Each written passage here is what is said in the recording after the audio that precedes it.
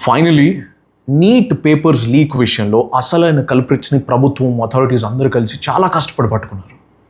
The real culprit is not the system in place, not the processes in place, not the people involved, but the real culprit in this case, because of which కొన్ని లక్షల మంది students వాళ్ళ parents హోప్ని కోల్పోయారు, కొంతమంది జీవితాన్ని కోల్పోయారు. The real culprit in this scenario is Telegram. అందుకే టెలిగ్రామ్ని 22nd of June వరకు భారతదేశంలో బ్యాన్ చేశారు. Fantastic.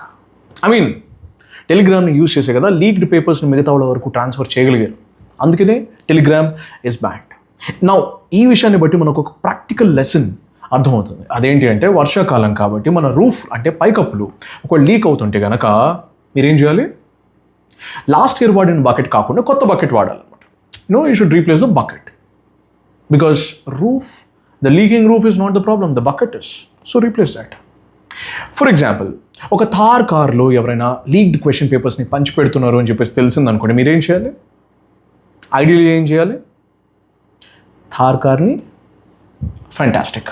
But honestly all the very best to all the NEET aspirants and their families. May the force be with you this time, at least. Cheers. Have a fantastic day.